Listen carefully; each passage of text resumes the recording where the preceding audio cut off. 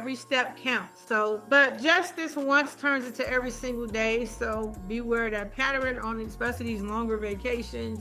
Again, where we're at these resorts and stuff and they have the good food. All right, so we have something called the cruise ship challenge when you're on a cruise. And as we talked about those cruises, man, look, they be having the food, right? I love cruises because it's very, I don't know, inexpensive. Anybody in here like cruises?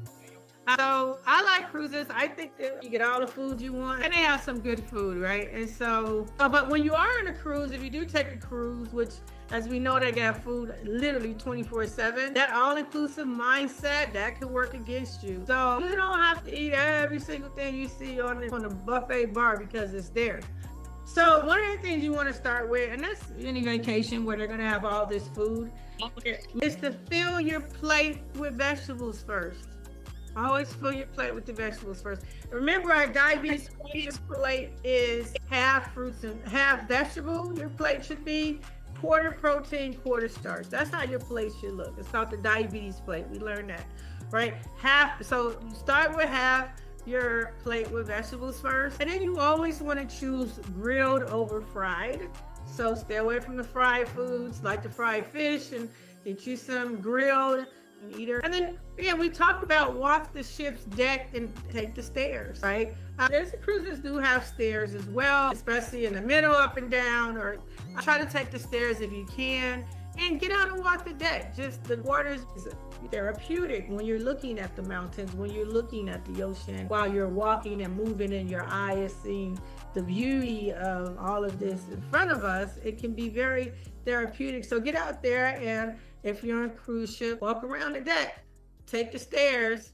But most important, you want to stay hydrated with water, not juice, between the meals, right?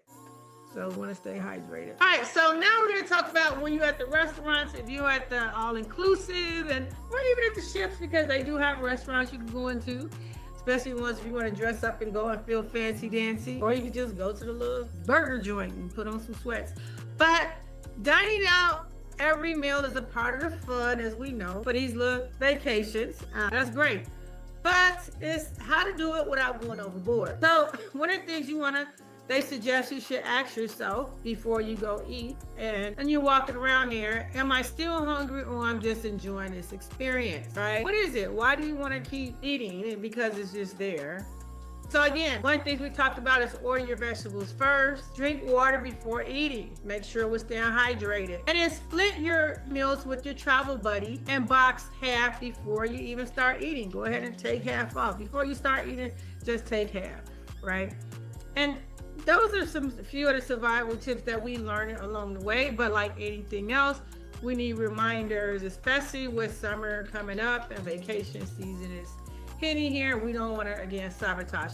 But I do have, I think, a little video from a restaurant we went to, just something fun.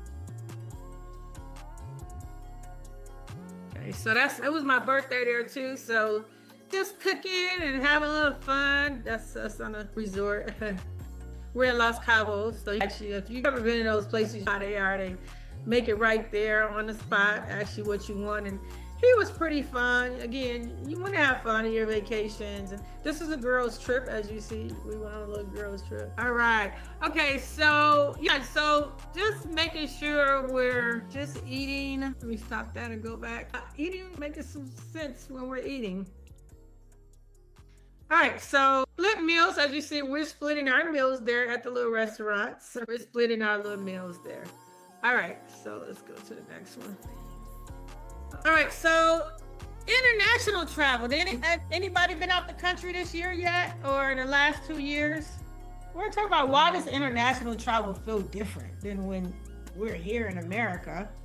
Anybody been out the country recently? No. Oh, Coach Mary, you put alcohol is 7 calories per gram. Okay, I'm sorry, y'all. I didn't even read y'all chat.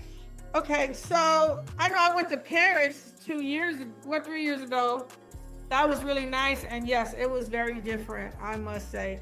But many travelers, when they go international, they notice they feel less bloated when they're in a different country. I'm standing up for a while. They feel a little less bloated. Even they might be eating more there, they still feel less bloated. And there are some real reasons for why they feel that way we're gonna talk about.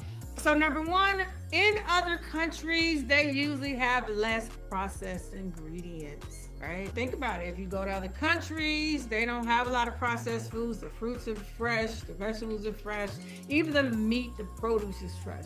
You can just taste the difference. And that's why a lot of people, Americans, when they travel abroad, they feel less bloated. One young lady, we went to Paris, struggled from gastro problems, stomach issues, didn't have any, just no problems with her stomach while she was in Paris, right, eating. So I noticed going out of the country, a lot of people report different things when it comes. But number one, less processed ingredients. So again, it goes back to foods.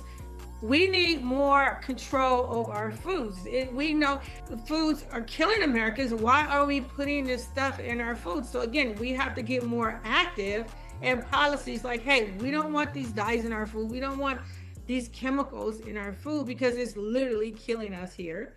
It's causing supposedly a lot of people gaining weight because of our foods. How? No, you're gaining weight because you go to McDonald's and you eat supersized stuff. So stop. The food is bad, but you make it worse by eating the bad food. Why would you eat McDonald's or Kentucky Fried Chicken and then say the food making you sick? No, it's not like you're eating fresh fruits and vegetables. You're saying the food is making you sick. So they twist that up to me when I hear people, oh, the food making America sick. It is, but the ones who are the sickest are the ones at McDonald's and stuff. Let's keep it 100. And as we talked about, when it comes to being healthy, especially with certain chronic illnesses like cancer, then it behooves you to eat more vegetables and fruit because you're immune. It helps your immune system, and cancer it can attack your immune. All right, so we have less processed. They have less processed ingredients in other countries. They have smaller natural portions that we talked about. They don't give you these. They don't have supersize in other countries. Only greedy Americans, we have supersized, right? Supersized drink. What I drink is already 300 calories just for a 16-ounce Coke, and then you about to get a supersized Coke? Really? That's more sugar, that's more caffeine, that's more everything. So other countries, they do smaller portions. Small plates, small sizes, smaller portions, and they do more walking throughout the day. They're always walking, they're moving. Whereas Americans, we sit here and say, oh, I don't feel good. Oh, I'm getting so big. They're going to get bigger and bigger. Calories in, calories out. That's the lesson we learned in the diabetes prevention program. You have to do both. You just can't keep putting calories in and you're not taking no calories out by exercising. When you exercise and move, that's calories out. So you're bringing in the calories, but you're not burning the calories and you're wondering why you're gaining weight. That's why physical activity people